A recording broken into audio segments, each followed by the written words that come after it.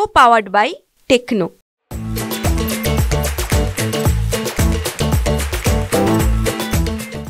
आज 7 तारखेला पत्रकार बांधवांना या ठिकाणी कमी कालावधीमध्ये आम्हाला आपल्याला पत्रकार परिषद घेतोय म्हणून निरोप देण्यात आला आणि त्या कमी वेळेमध्ये सुद्धा मोठ्या संख्येने पत्रकार बांधव उपस्थित राहिले।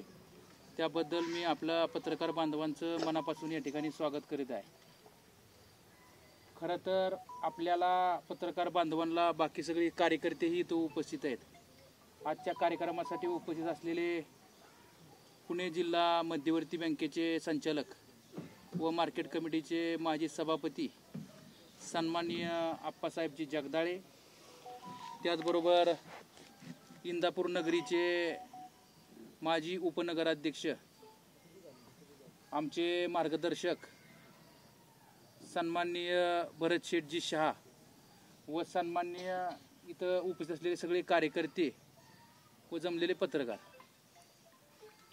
खरं तर आज आपल्या सगळ्यांनाच माहिती आहे की विधानसभेची इलेक्शन एक थोड्या दिवसामध्ये या ठिकाणी रणधुमाळी चालू होणार आहे।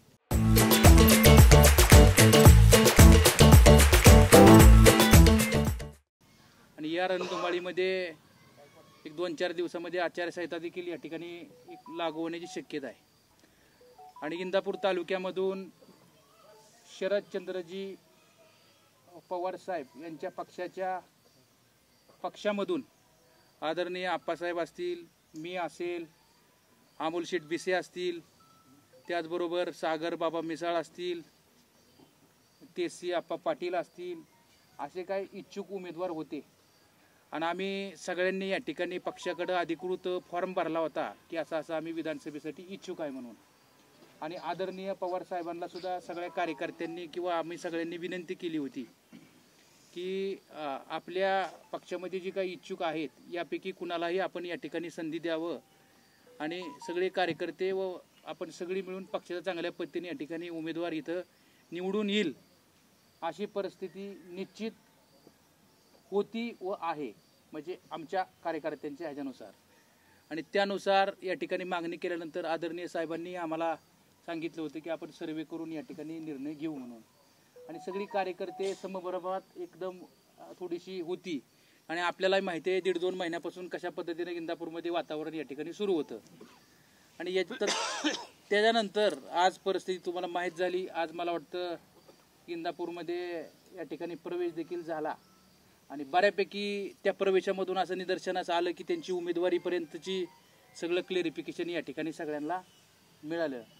आणि मिळाल्यानंतर मग सगळी कार्यकर्ते आदरणीय आप्पासाहेबांना, भरत शेठला, आम्हाला की एक फोन करायला लागले की बाबा आपण काहीतरी या ठिकाणी निर्णय घ्यावा, आपण काहीतरी या ठिकाणी सगळ्यांचं म्हणणं असं आहे की काहीतरी निर्णय घेतला पाहिजे।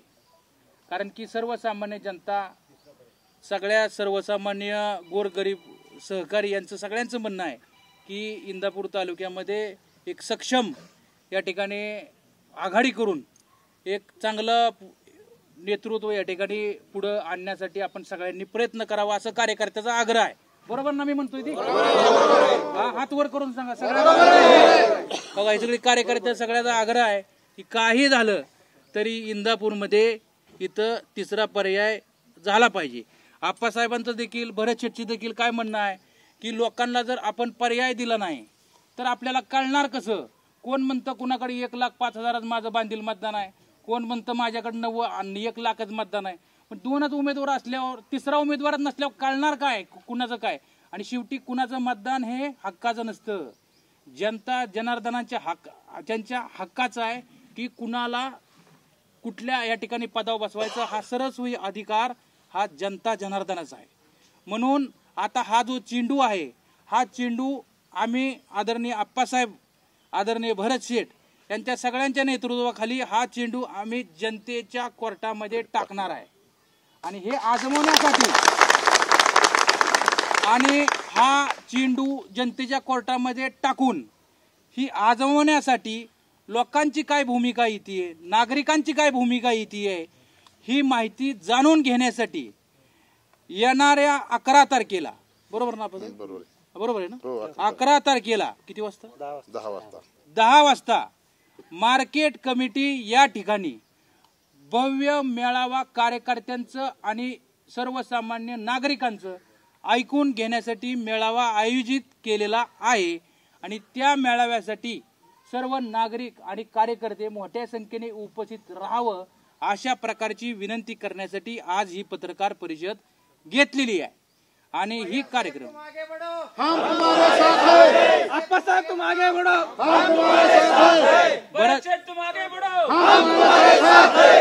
शेवटी ही सगळ्याचं अगा आदरणीय आप्पासाहेब जगदाळे यांच्या नेतृत्वाखाली आपण सगळीजण मिळून पुढाकारानं या ठिकाणी येणाऱ्या काळामध्ये काम करू. बरोबर आहे? आणि हात वर करून बरोबर. तेव्हा काय म्हणतात ना, ती काय गाडगा दाखवून ती टाकलं पाहिजे, काय कारण नाही. आणि इथं सगळी बसलेली कार्यकर्ते आहेत, सगळ्यांचं असंच म्हणणं आहे की सगळी आपापल्या पद्धतीने पळालेली आहेत, सगळ्यांनी आपापल्या पद्धतीने या ठिकाणी काम केलेलं आहे. आपल्याला कुणाला वाईट म्हणायचं नाही, कुणावर आमची काही टीका करण्याचा आम्हाला अधिकार नाही. आमची एवढीच भूमिका आहे की जनतेमध्ये टाकलेला चेंडू या त्याचा काय करायचं ही जनता ठरवेल आणि ती आजमावण्यासाठी किंवा त्या जनतेचा निर्णय काय आहे ती आजमावण्यासाठी आजची ही पत्रकार परिषद आहे. याच्या पलीकडे दुसरं पत्रकार परिषद घेण्याचा उद्देश काही नाहीये. आणि तरी देखील आणि शेवटी सगळ्यांनीच आपापल्या पद्धतीनं लोकसभेला या ठिकाणी काम केलं होतं. आता बरेच पत्रकार मला सुद्धा प्रश्न विचारणार आहेत की तुम्ही पूर्वी अजित ह्याच्याकडे ताईंकडे होता, परत तुम्ही दादाकडे गेला. मी अगोदरच तिथं उत्तर देतो, पण ती सुद्धा सांगतो महारोदर बापू आहे तिथं किंवा बाकीचे इथं कार्यकर्ते सुद्धा आहेत साक्षीला आहेत की 70-80 गावामध्ये जाऊन पहिल्यांदा प्रचार करणारा हा प्रवीण माने होता. सगळी विरोध होती, बरोबर आहे, सगळी साक्षीला होती. ताईंचा प्रचार गाव भेट दौरा आपण सगळ्यांनी कार्यकर्त्यांनी मिळून सुरू केला, बरोबर आहे का? आणि सगळीकडे आपण सगळ्यांनीच मिळून साहेबांनी, भरत शेटनी, सगळ्याच बाकीची पक्ष संघटनेतली बी सगळी होती, सगळ्यांनीच मिळून काम केलेलं आहे. हे सगळ्यात आमचं काय म्हणणं नाही, पण एक छोटासा कार्यकर्ता म्हणून आम्ही प्रामाणिकपणे या ठिकाणी काम केलं. नंतरच्या काळामध्ये काय झालं, कसं प्रेशर आलं हे जनतेलाही माहिती आहे आणि आदरणीय साहेबांनाही माहिती आहे. त्या बाबतीत मी आणखी काय बोलू शकत नाही, बरोबर का? सगळ्यांना माहिती आहे ना, सगळ्यांना माहिती आहे आणि पत्रकार बांधवांना देखील माहिती आहे. म्हणजे तुम्हाला काय कुणाला प्रश्न विचार त्याचं उत्तर सुद्धा माझ्याकडे आत्ताच देतो का? जनतेलाच माहिती आहे काय झालं होतं आणि परत कशा पद्धतीने काय झालं ही जनतेला माहिती ना, आदरणीय साहेबांना माहिती आहे, आदरणीय ताईंनाही माहिती आहे. त्याच्यामुळं हा जो चेंडू आहे तो जनतेच्या कोर्टामध्ये फेकून ती आजमावण्यासाठी येणाऱ्या 11 तारखेला मोठ्या संख्येनं या ठिकाणी आपण उपस्थित राहावं. आणि सभेचं स्थळ सुद्धा मार्केट कमिटीचं आहे, बरोबर ना साहेब? आणि आजची जिथं स्थळ झालं त्याच ठिकाणी सभा होईल आणि आजच्या कार्यक्रमाला सर्वजण या ठिकाणी उपस्थित राहिला त्याबद्दल आपला आभार व्यक्त करून माझे या ठिकाणी 2 शब्द या ठिकाणी संपवतो. यानंतर आदरणीय आप्पासाहेब जगदाळे यांनी संबोधित करावं. नमस्कार सर्व पत्रकार मंडळी. गेल्या 4-5 दिवसापासून या इंदापूर तालुक्यामध्ये वेगळ्या अफवा उठत होत्या. त्या माध्यमातून भैया असतील, मानेदादा असतील किंवा ज्यांनी उमेदवारी मागितल्या अशा लोकांसहित आम्ही गोविंद बागेमध्ये त्या ठिकाणी गेलेलो होतो. आणि गोविंद बागेमध्ये गेल्यानंतर आम्ही एवढीच मागणी केली होती की आमच्या 6 जणांपैकी कोणत्याही एका उमेदवारीला उमेदवारी द्या, अशी कार्यकर्त्यांनी आम्ही स्वतः मागणी त्या ठिकाणी केली होती. परंतु 2-3 दिवसामध्ये त्यानंतर 2-3 दिवसामध्ये अचानकपणे काय झालं आणि वातावरण सगळं हे झालं. मी स्वतः सुरुवातीपासून इच्छुक होतं. तुम्हाला पत्रकार मंडळीला सुद्धा माहीत असेल की सुरुवातीपासून मीच उमेदवार हे गृहीत धरून गेले 2-3 महिने हे चाललेलं होतं. परत भैयानी सुद्धा अगोदर काही 70-80 गावामध्ये जाऊन त्या ठिकाणी काम केलेलं होतं, तेही दावेदार होते. आम्ही सर्वांनी 6 जणांनी त्या ठिकाणी फॉर्म भरलेले होते आणि अचानकपणे ह्या गोष्टी घडल्या. अन्याय किती असावा. 2014ला सुद्धा अशा प्रकारचं आश्वासन मला दिलं. त्यावेळेस बी मी पवारसाहेब सुप्रियाताई यांच्याकडे मी उमेदवारी मागणी केली होती. 2019ला सुद्धा अनेक वेळा त्या ठिकाणी जाऊन मी पक्षाकडे मागणी केली. 19ला जरूर आम्ही त्या ठिकाणी निर्णय वेगळा घेतला असेल, परंतु या तालुक्याचे आज ज्यांनी प्रवेश केला यांनी मला विजयशी मोहिते पाटील साहेबांच्या शिवरत्न बंगल्यावरती बोलवून घेतलं आणि त्या ठिकाणी यावेळेस माझं काम करा, पुढच्या वेळेस मी तुमचं काम करेल अशा प्रकारचा शब्द त्या ठिकाणी दिला. आता प्रश्न असा पडतोय मला की मी काय केलं पाहिजे. शेवटी याला बी मर्यादा असतात. राजकारण वेगळं आहे, माझा स्वभाव वेगळा आहे. मी प्रत्येक शब्द पाळतो. ज्यावेळेस मनाला दुःख एवढं वाटतं मला की आपण प्रत्येकाचा शब्द पाळले जातो, त्याप्रमाणे काम करतो, भावनात्मक होतो आणि आपण कामाला लागतो. आणि प्रत्येक वेळेसच भावनात्मक व्हायचं, कामाला लागायचं. जनता माझ्याकडं मतदान मागायला गेल्यानंतर हसते की तुमची 3 टर्म झालं, तुम्ही असं करताय की माझंच फायनल आहे म्हणताय, आमच्या घरी येत आहे, तरी तुमचं का होत नाही, ही खंत माझ्या मनामध्ये आहे. आज ठीक आहे, परवा दादांनी आणि प्रवीण भाई यांनी सुद्धा सुप्रियाताईंना सांगितलं माझं नाही झालं तरी चालेल, पण आप्पासाहेबाला तुम्ही उमेदवारी द्या असं त्यांनी त्या ठिकाणी सांगितलं. रात्री सुद्धा भाईंनी मला सांगितलं की आप्पासाहेब काय बी होऊ द्या, तुमच्यावर अन्याय झालाय, तुम्ही उभा राहा. भैया मला उभा राहण्याचं महत्त्व नाही, मी त्यांना रात्री सांगितलं आणि सकाळी बी सांगितलं. आपल्या दोघांपैकी कोणीही उमेदवार असू द्या, परंतु अन्याय ही तुमच्यावर बी झालाय आणि त्यापेक्षा माझ्यावर बी जास्त झालाय. तर आपल्याला ह्या गोष्टीला समोर जाणं गरजेचं आहे. आपण असं करू की आज आपण तसं पाहिलं तर आज आपण सगळ्यांची चर्चा करू, त्यानंतर पत्रकार परिषद घेऊ आणि त्यानंतर आपण कार्यकर्त्याला काही विश्वासात घेऊ. उद्याच्या दिवसाभरामध्ये कार्यकर्त्याचं म्हणणं समजून घेऊ आणि आपण 10-11 तारखेला त्या ठिकाणी मेळावा घेऊ. त्याप्रमाणे भाईंनी आता डिक्लेअर केलं आहे की 11 तारखेला आम्ही चेंडू सर्व या तालुक्यातील तमाम ज्यांनी आमच्याबरोबर 2019 म्हणजे 2024ला लोकसभेमध्ये काम केलं, त्या मतदारांनी आमच्या साहेबांच्या किंवा ताईंच्या वरती विश्वास ठेवला आणि त्यानंतर आमच्यावरती सुद्धा विश्वास ठेवला आणि त्या विश्वासाला पात्र राहून या ठिकाणी काम केलं. यांच्या ह्याच्यामध्ये आम्हाला चेंडू टाकून आम्हाला 11 तारखेला त्यांच्याकडून विचारून आम्हाला हा निर्णय घ्यावा लागणार आहे. यापेक्षा जास्त काही बोलण्यासारखं नाही. तुम्ही सर्व पत्रकार मंडळी, हे मला कळत नाही की या इंदापूर तालुक्यामध्ये चाललंय काय. आज लोक म्हणतायत की आजी नको माझी नको, तरी पण आजी माझीलाच बोलवून घ्यायचं. ज्यांनी हाडाची काढ केली, ज्यांनी रक्ताचं पाणी केलं, 25-25, 30-30 वर्ष आम्ही सुद्धा जनतेची सेवा करतोय. तुम्हाला माहित आहे की आम्ही कुठल्याही डाग पडून अजूनपर्यंत घेतलेला नाही, कुठं भ्रष्टाचारामध्ये नाही. मदत करायची तर स्वतःच्या खिशातून करतो. कोणत्या निवडणुकीमध्ये कोणाचे पैसे घेऊन आम्ही काय गोष्टी किंवा काय केलेलं नाही, कुणाकुणा काय घेतलं नाही. तरी पण हा अन्याय आमच्यासारख्या कार्यकर्त्यावरती का असावा ही खंत माझ्या मनामध्ये. राजकारणामध्ये कोण आमदार होईल कोण नाही ह्याला महत्त्व नाही, पण लोकांची सेवा एक निष्ठेनं 25 वर्ष आम्ही करतोय. आज मानेदादासारखे नेतृत्व आमच्या अगोदरपासून या परिसरामध्ये लोकांची सेवा करतात.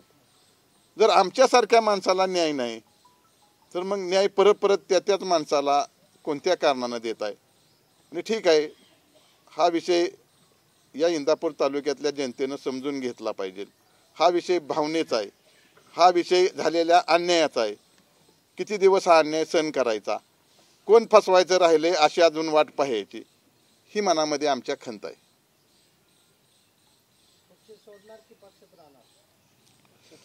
आता पक्ष सोडायचा, पक्षाला आम्ही 10 तारखेपर्यंतचा म्हणजे असा विषय आहे की 10 तारखेपर्यंत आम्ही 11 तारखेपर्यंत आम्ही 11 तारखेला मेळावा घेतलाय. शेवटी जनतेच्या कोर्टात आम्ही चेंडू टाकलेला आहे. जनता उद्या काय म्हणते, जनता जनार्दन हे बोलले तरच आपण पुढे जातो. जनता जनार्दन हे नसेल तर कुठलीही गोष्ट होऊ शकत नाही. शेवटी हा निर्णय ह्याच्यावरती नाही. आणि पक्ष सोडायचा आणि ह्याचा नाही, आम्ही पक्ष सोडायसाठी ही घेतलेली नाही. शेवटी आजही विश्वास आमच्या सगळ्यांचा, आम्ही असं म्हणत नाही आम्ही दोघं हित आहे, बरोबर आहे का भैया? अजूनही तुम्ही ज्यांनी 4-5 जणांनी मागितली त्यातलं दिलं तरी आप्पासाहेब जगदाळेचं काम करायची तयारी आहे. भैया आहे का नाही?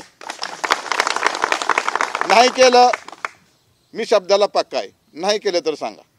ठीक आहे, आम्ही मान्य नाही ना, म्हणजे कुणाला नसतील बाबा काय अडचणी असतील तर आमच्या 4-5 तेजस्वी पाटील आहेत, त्यानंतर तुमचे मला अमोल बिशी जे आहेत, अशोक घोगरेंनी सुद्धा तिकीट मागितलंय, त्यानंतर अजून सागर मिसाळांनी तिकीट मागितलंय. सागर मिसाळ मी म्हणलं स्वतः, अरे सागर तुझा बी हक्कदार राहा, पुढे भविष्यात कुठेतरी विचार होत असतो.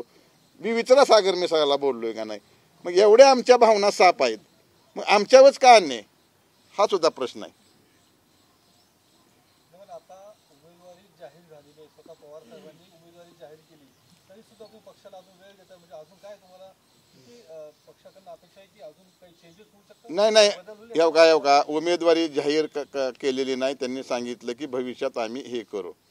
शेवटी कसं असतंय माहित आहे का की हा विषय नाही, हा नाही हा विषय जनतेचा आहे, हे मान्य करावं लागेल. जनता एक मिनिट आहे का, अहो का त्यांनी उमेदवारी जाहीर केले, उमेदवारी किती कॅन्सल झालेत तुम्ही इतिहास बघा मागं जाऊन. तुम्हाला वाटतं ही उमेदवारी कॅन्सल होईल असं? करावीच लागेल, करावीच लागेल, नाहीतर उद्रेक होईल इंदापूर तालुक्यामध्ये. उमेदवार कोण बघणार नाही, हा उद्रेक इंदापूरमध्ये होणार नाही, संपूर्ण महाराष्ट्रामध्ये उद्रेक झाल्याशिवाय राहणार नाही. ह्याचे परिणाम महाराष्ट्रात भोगावे लागतील अशी परिस्थिती निर्माण होईल. आणि मी बोलतो म्हणजे काय हे बोलत नाही, माझा कुणावरती रोष नाही, माझ्यावर झाला अन्याय मान्य करतो. माझं मन रडतंय माझं. 25 वर्ष या लोकांची सेवा प्रामाणिकपणे केली, डोळ्याला नाही पाणी येणार, पण मन माझं रडतंय. शब्दाला पक्का असलं पाहिजे.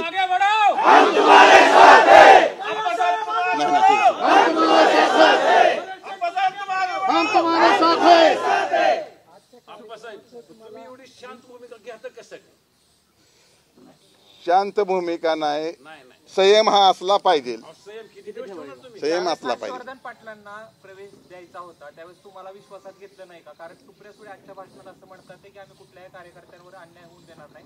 तुम्ही 6 जणांनी उमेदवारी मागितली. नाही का त्या आमच्या नेत्या आहेत, आम्ही त्यांच्यावरती प्रेम केलंय, त्यांनी बी माझ्यावरती खूप प्रेम केलेलं आहे.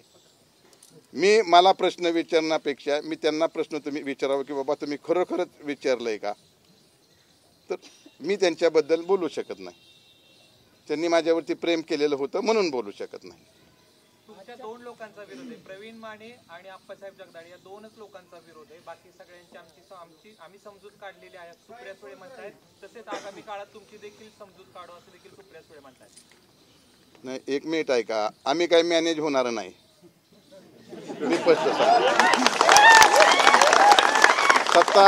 सत्ता येती जाती, स्वाभिमान घाण ठेवणार नाही, स्वाभिमान नाही घाण ठेवणार.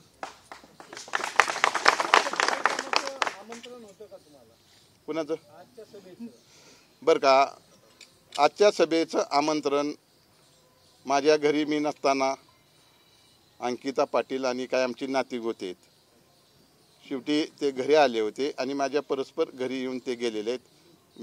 त्यानंतर मी 1 तास 1.5 तासानं आल्यानंतर माझ्या मिसेसनं सांगितलं की अशी लोक येऊन गेलेले आहेत.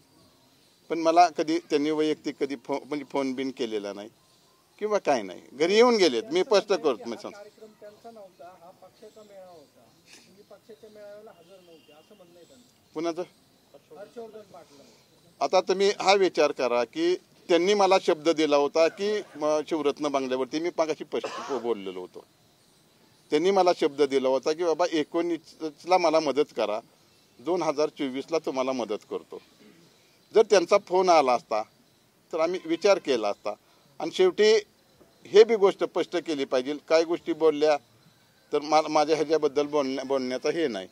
पण ज्यावेळेस आम्ही सुरुवातीला गेलो होतो त्यावेळेस भरत शेठ आम्ही सगळेजण त्या ठिकाणी होतो की जर उद्या हर्षवर्धन पाटील येणार असतील तर आमचा विचार म्हणजे बरोबर आहे का शेठ? हां, आम्हाला आताच या ठिकाणी सांगा असं आम्ही काही नेते मंडळीपाशी बोललेलो होतो. त्यामुळे आता मी इतक्या ह्याच्यावरती जायचं नाही मला. तुम्ही आता बोलल्यामुळं मी कसं आहे की माझा स्वभाव सरळ आहे. मी काही गोष्ट स्पष्ट बोलल्या तर एखाद दिवस कोणाचे तर मनं दुखवली जातील. मला कोणाचा मनं दुखवण्याचा काही हेतू नाही. जोपर्यंत माझ्यावरती कोण टीका करत नाही मी तोपर्यंत दुसऱ्यावरती टीका करत नाही. ही माझा स्वभाव आहे. माझा प्रश्न भरतशेठ शाह यांच्याकडे गेल्या होत्या, त्याची नाराजी दूर करण्यासाठी. त्याची नाराजी झाली का? दूर झाली का तुमची नाराजी? माझी नाराजी होऊन म्हणून नव्हत्या आल्या त्या मला मी त्यांच्या पक्षात असल्यामुळे त्या भेटायला आल्या होत्या. आमची कौटुंबिक भेट झालेली आहे. त्याच्यामध्ये बाकी नाराजगीचा काय विषय येत नाही. नाही कार्यक्रमाला येणार नाही हे आधी स्पष्ट केलेलंच होतं ना. विषय कुठं आहे तेव्हा? परंतु शेठजी तुम्ही एकंदरीत त्या व्हिडिओमध्ये भावनिक झालेला दिसला. एकंदरीत इंदापूर तालुक्यामध्ये पाहिलं तर तुम्ही ज्या वेळेस कारखाना अडचणीत होता त्यावेळेस तुम्ही स्वतःचे पैसे वापरून त्या कारखान्यासाठी वापरले गेले. नगरपालिका अडचणीत होते त्यावेळेस कामगारांचे पगार तुम्ही स्वतःच्या पैशाने केले. या सर्व गोष्टी करून याचा कुठेतरी डायरेक्टली आजपर्यंत फायदा हर्षवर्धन पाटलांना झालेला आहे. तरी देखील तालुक्यामध्ये तुम्हाला टार्गेट केलं जातं. यावर तुम्ही काय बोला? नाही टार्गेट कोणी कोणाला करायचा हा प्रत्येकाचा वेगळा विषय. परंतु आम्ही जे काम करतोय हे समाजासाठी काम करतोय, या लोकांसाठी काम करतोय. आज या लोकांच्या भावना काय आहेत की आम्हाला हे नकोय. आम्हाला स्वच्छ आणि चांगलं कारभार या इंदापूर तालुक्यामध्ये पाहिजे म्हणून आम्ही वेगळा पर्याय शोधला होता. पण आज जर आमच्या पुढे तोच पर्याय उपलब्ध असेल तर आम्हाला वेगळी भूमिका घ्यावी लागेल. आमचा कुठल्याही नेत्यांवर आक्षेप नाही, ताईंवर नाही, साहेबांवर नाही. त्यांचे आमचे कौटुंबिक संबंध आहेत, भविष्यातही राहतील. परंतु जनतेच्या ज्या भावना आहेत, जे आम्ही जे जनतेबरोबर काम करतो त्या लोकांना जे अपेक्षित आहे की जे आम्हाला मिळालं पाहिजे, चांगलं शासन मिळालं पाहिजे. आज चांगलं शासन त्या लोकांना पाहिजे म्हणून आम्ही लोकांबरोबर आहे. आम्ही काय कुठल्या पदासाठी कोणाबरोबर नाही. म्हणजे आम्ही पक्षप्रवेश करतानाही कुठल्या अटी घातलेल्या नाहीत की आम्हाला कुठलं पद दिलं तरच आम्ही तुमच्याबरोबर राहू. आमचं म्हणणं एवढंच होतं की तुम्ही चेहरा नवीन द्या. आज महाराष्ट्रामध्ये पवार साहेबांनी जे काय काम केलंय त्याच्यामध्ये लोकांच्या अशा अपेक्षा आहेत की यांनी जुन्या लोकांना बाजूला ठेवून नवीन लोकांना संधी द्यावी. एवढंच आमच्या भावना होत्या. आम्ही त्यांच्यापर्यंत पोहोचवल्या. शेवट अंतिम निर्णय त्यांचा आहे. आम्हाला जनतेच्या भावना समजून घेतल्या पाहिजेत म्हणून आम्ही मेळावा घेणार, बोलणार लोकांशी. आप्पासाहेब, तुम्ही ज्यावेळेस लोकसभेला आता पाहिलं की गावागावामध्ये इंदापूर तालुक्यात अशी परिस्थिती होती की तुतारीला पोल एजंट होण्यासाठी लोक नव्हते. त्यावेळेस तुम्ही काम केलं. मग आता कुठेतरी तुमच्यावरती अन्याय केलाय का पक्षाने तुतारी गटाने, असं मला वाटतंय का? पोलिंग एजंट नव्हते असं म्हणणं बी चुकीचं आहे. त्या बाबतीत आज ह्या ठिकाणी बोललं तर ते आमच्या नेत्यावरती आम्ही काहीतरी हे केल्यागत होईल.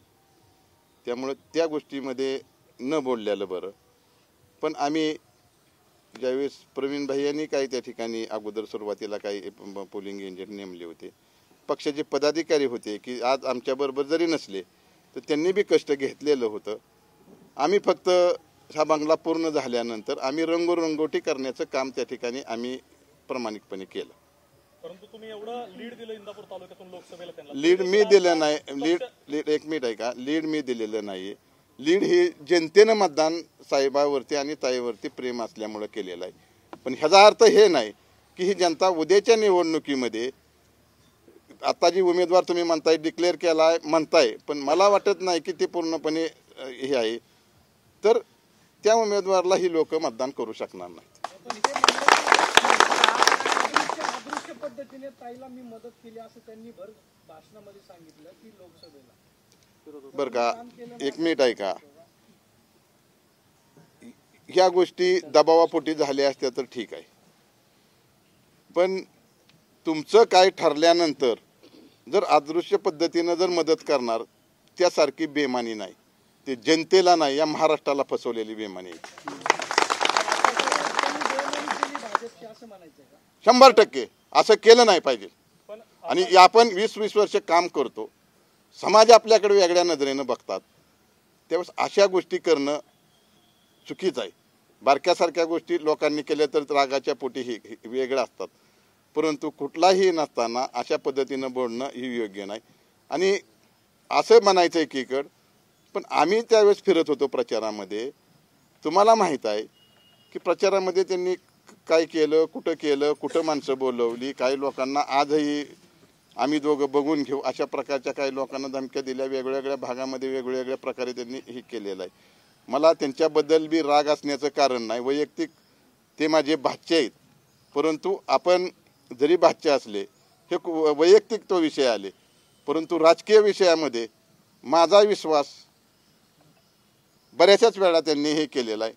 ज्यावेळेस कारखान्याच्या निवडणुका पाठीमागं होते, तिथं कांतीलाल झगडे या ठिकाणी आहेत, त्यावेळेस मला निवडणूक लढवू नका, तुमचे 300-400 सभासद करून घेतो, ते आजही केलेले नाहीत.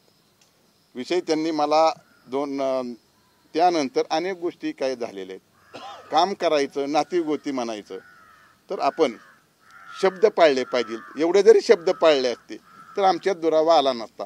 आज कारखान्याची निवडणूक झाली, भरत शेठ ह्यासारख्या माणसाला, गोकुळ शेठच्या मी पायी नतमस्तक झालो.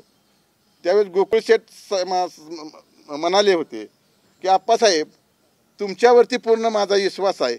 आज भाऊंच्या बरोबर काम करणारे गोकुळ शेठ म्हणतात की आप्पासाहेब तुमच्यावरती चांगला विश्वास आहे. माझा त्या माणसावरती विश्वास नाही. मी त्यांना अभिवचन दिलं की शेठ तुमचं जरी काही इथं बोलणं झालं असेल, ते नाही झालं तर मी तुमच्याबरोबर आहे. आणि म्हणून भरत शेठ, मुकुंद शेठ, मी 6 महिने या गोष्टीला पाठीमागे लागलो, परंतु तो काम झालं नाही. आता हा विषय नाही, तुम्ही विचारला म्हणून थोडं माझी भावनात्मक मी काही गोष्टी माझ्याकडून चुकले बी असतील, पण माझ्या मनामध्ये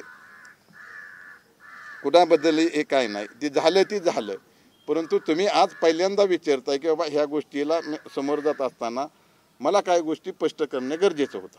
आप्पासाहेब 10 तारखेला जर पक्षाने निर्णय नाही दिला, 11 तारखेला इंदापूरला तिसरा पर्याय निर्माण करणार. आता प्रवीण भाई यांनी सांगितलं, आमच्या सगळ्या उद्या सुद्धा आम्ही थोडं 2-4 तास प्रमुख कार्यकर्त्याला विचारणार, त्यानंतर त्या दिवशी जनतेला विचारणार बाबा आपल्याला काय करायचं, आणि आम्ही त्या ठिकाणी जनतेचा कौल लक्षात घेऊन पुढचा निर्णय, सगळे ज्येष्ठ मानेदादा असतील, अजून आमचे काही कारखाने कांतीलाल झगडे असतील, असे जे अनेक कार्यकर्ते आहेत की आज ह्या ठिकाणी नाही, अचानकपणे आज आम्ही तुमची ह्या ठिकाणी असल्यामुळे आम्ही आज ही बैठक घेतली, पत्रकार परिषद घेतली. तुम्ही 6 जणांनी मागणी केली होती शरद पवारांकडे उमेदवारीची, त्यातले किती उमेदवार तुमच्या सोबत आहेत? कारण त्यातले बरेचसे उमेदवार आज मंचावरती होते. हा उमेदवाराचा विषय नाहीये, हा जनतेचा विषय आहे. आम्ही आज सुद्धा या ठिकाणी असं म्हणलं नाही की आम्ही दोघालाच द्या म्हणलं का? मी प्रत्येकाचं नाव घेऊन या ठिकाणी उल्लेख केलेला आहे. ती आज तिथं असतील, निर्णय झाल्यावर कोण कोणीकडे असेल हे सांगता येत नाही. आज आपण त्या गोष्टीवर चर्चा करणार. आम्ही कुठं कुणाला म्हणलं की बाबा त्या मेळाव्याला जाऊ नका, असं कुणी सांगावं बाबा की आप्पासाहेब म्हणलेत की बाबा ह्या मेळाव्याला जाऊ नका. हाय का इथल्या सुद्धा माणसाला बघा, ह्यातले सुद्धा काय गेले असतील. म्हणजे कल्पना, मी तर वैयक्तिकरित्या कुणालाही म्हणलं नाही की मेळाव्याला जाऊ नका. माझे म्हणजे आमचा निर्णय म्हणजे असा होता की विषय की मेळाव्याला जाण्याचा न जाण्याचा आमचा हेतू हे होता की त्या व्यासपीठावर म्हणजे साहेबांना जरूर ठीक आहे, परंतु ज्यांचं खऱ्या अर्थानं ज्यांचा प्रवेश होता त्यांनी वास्तविक पाहता भैयाला फोन करायला पाहिजे होता, मानेदादाला फोन करायला पाहिजे होता, भरत शेठला फोन करायला पाहिजे होता. जरूर सांगतो, शेवटी एकट्याचा हा निर्णय नसतो. संघटित असल्यानंतर 10-5 जण संघटित असल्यानंतर एकट्यानं त्या ह्याच्यावरती जायचं आणि बाकीच्यांना जायचं नाही, ह्या गोष्टी योग्य नाहीत, म्हणून आम्ही त्या ठिकाणी गेलो नाही. हा, बंडखोरी आज म्हणून बंडखोरी नाही उपयोग. आज आपण बंडखोरी कुठं करतोय? काय आम्ही जनतेचं म्हणून बोलतोय. पण आप्पासाहेब दरवेळीप्रमाणे निवडणुका आल्यापुरते हे जे बडे मतदार आहेत ते तुमचा वापर करून घेतात मतासाठी, आणि नंतर तुम्हाला आश्वासनं देतात, शब्द देतात, आणि ऐन टायमिंगला फसवणूक केली जाते का या सगळ्या लोकांकडून तुमची? आता तुम्ही जर खरंच पत्रकार असेल आणि खरंच जनतेवरती प्रेम असेल तर तुम्हाला हे सगळ्या गोष्टी माहीत आहेत. माझ्या तोंडून वधवून घेऊन काय त्याचा फायदा आहे का? जनतेची बाजू तुम्ही मांडाला.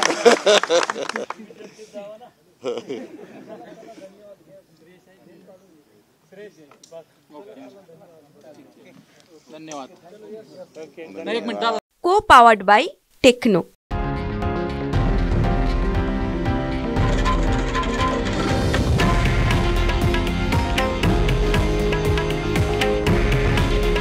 हे आहे देशातील नंबर 1 न्यूज नेटवर्क आणि आपण पाहत आहात TV9 मराठी. काळजी तुमची, हित महाराष्ट्राचं.